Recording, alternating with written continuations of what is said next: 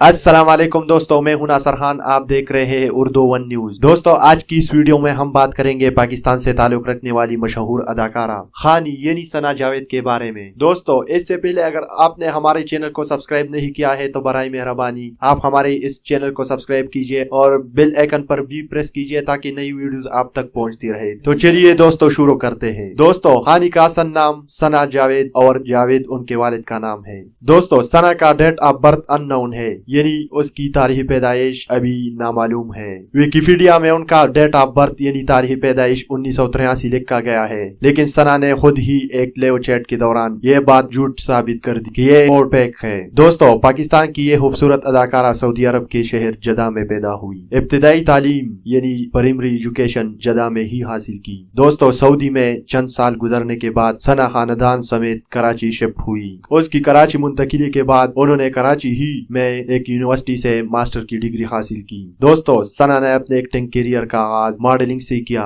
इब्तिदा में ये बहुत से कमर्शियल अंदाज में नजर आ गई, जहां से उन्होंने अपने एक्टिंग करियर का बाकायदा आगाज किया। दोस्तों, इस मशहूर अदाकारा की